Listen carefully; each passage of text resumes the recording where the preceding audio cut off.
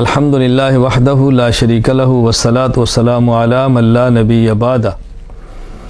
مسافر کو سفر کی حالت میں روزہ نہ رکھنا جائز ہے۔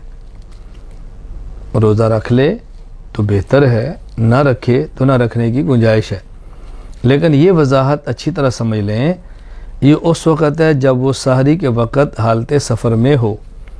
اگر دن میں سفر کا ارادہ ہو اور سحری کے وقت مقیم ہو، اب روزہ رکھنا لازم ہے، اب روزہ رکھنا ضروری ہے۔ اگر سفر مشقت والا نہ ہو، آرام دہ ہو، تو کوشش کرے روزہ نہ چھوڑیں۔ رمضان کی فضیلت غیر رمضان کے عمر بھر کے روزے رکھنے سے بھی حاصل نہیں ہو سکتی۔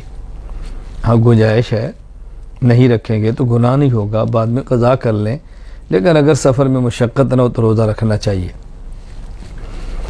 اگر روزہ رکھنے سے مرض کے بڑھ جانے کا خدشہ ہو، مرض کی شدت کا خطرہ ہو، تو روزہ نہ رکھیں، قضا کر لیں، اور بعد میں جب صحت یاب ہو تو قضا کر لیں، روزہ چھوڑا جا سکتا ہے۔ روزہ رکھا اور شدید بیمار ہو گئے، روزہ رکھا حادثہ ہو گیا اور زخمی ہو گئے۔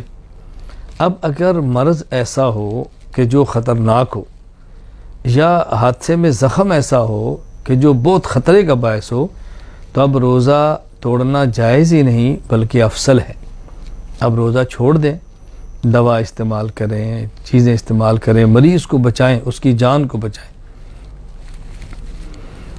حاملہ عورت کو روزہ رکھنے سے اگر نقصان ہو اس کی اپنی جان کو یا پیٹ میں موجود بچے کو، تو اس کے لیے روزہ نہ رکھنا جائز ہے، بعد میں قضا کر لے۔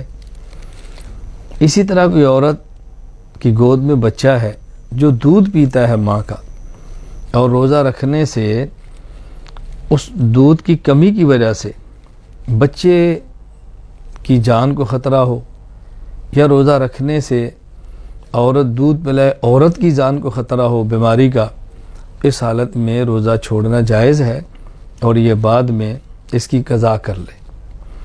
بآخر دعوانا ان الحمدللہ رب العالمین۔